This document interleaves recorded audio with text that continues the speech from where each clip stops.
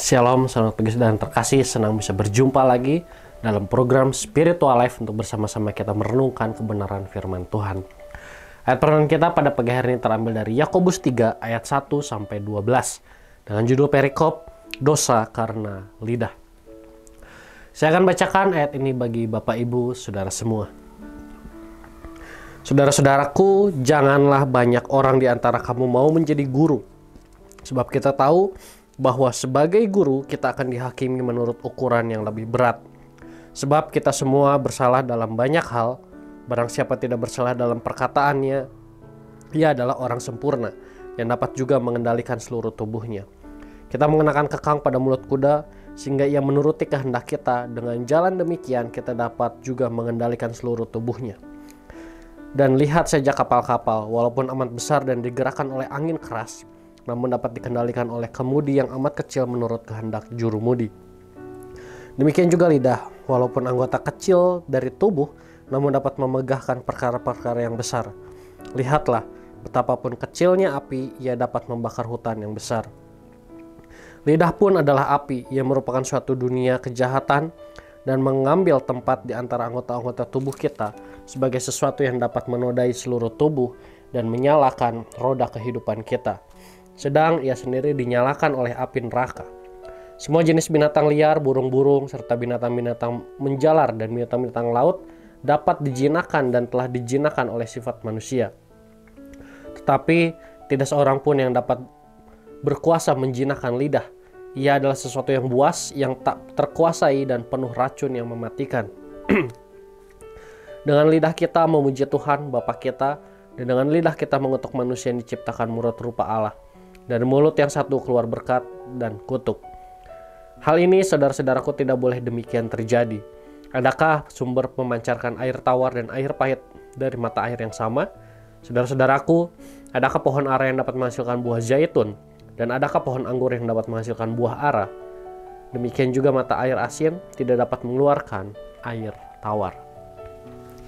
Saudara, dalam ayat bacaan kita hari ini, Yakobus mengarahkan fokusnya kepada para pengajar rohani di jemaat Yahudi.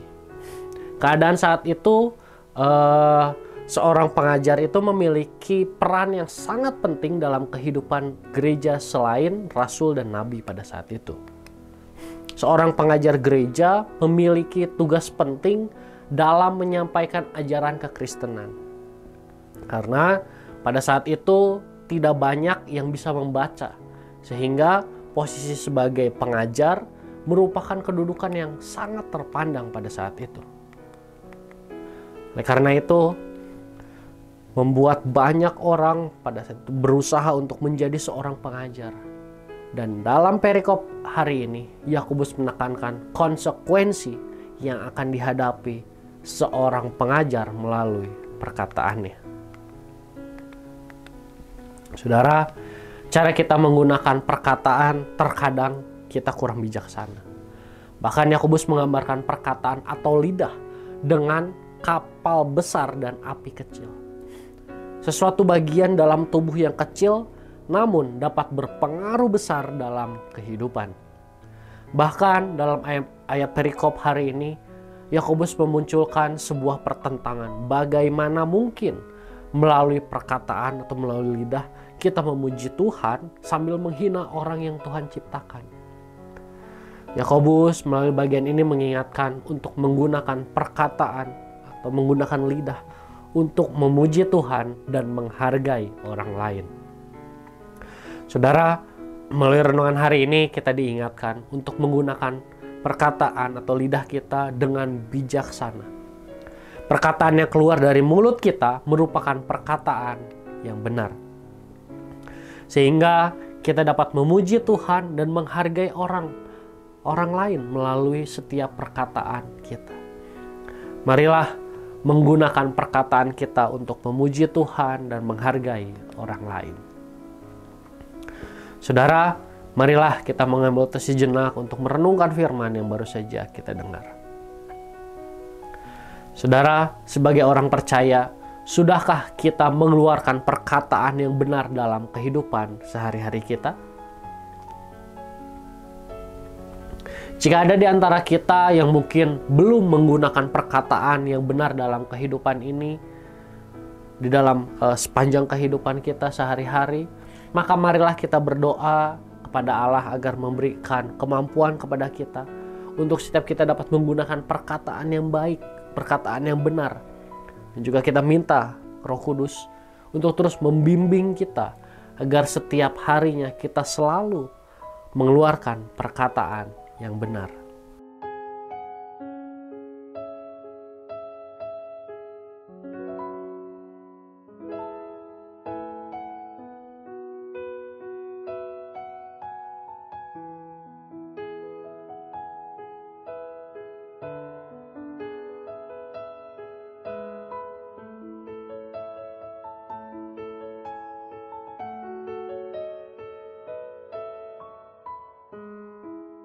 Mari kita akan tutup renungan pada pagi hari ini di dalam doa. Mari kita berdoa.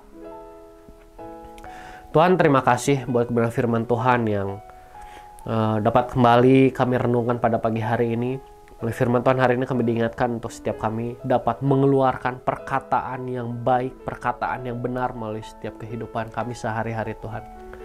Ampuni kami Tuhan kalau mungkin selama ini kami masih menggunakan perkataan, menggunakan mulut kami untuk sesuatu hal yang kurang baik, untuk sesuatu yang tidak berkenan di hadapan-Mu Tuhan.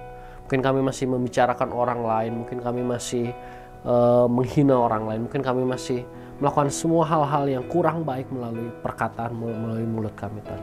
Ampuni kami Tuhan, dan hari ini Tuhan kami minta biarlah Tuhan mengubahkan kehidupan kami. Kami juga minta biar Roh Kudus terus membimbing kami, sehingga kehidupan kami semakin hari semakin sesuai dengan perintah Tuhan, khususnya mengenai perkataan kami Tuhan. Sehingga mulai setiap apa yang keluar dari perkataan kami itu hanyalah perkataan yang benar, hanyalah perkataan yang baik, sehingga melalui hidup kami nama-Mu dipermuliakan Tuhan. Terima kasih Tuhan Yesus. Kami juga mau menyerahkan aktivitas kami hari ini hanya ke dalam tangan-Mu. Hanya dalam nama-Mu kami berucap syukur. Haleluya. Amin. Selamat pagi, selamat beraktivitas. Tuhan Yesus memberkati.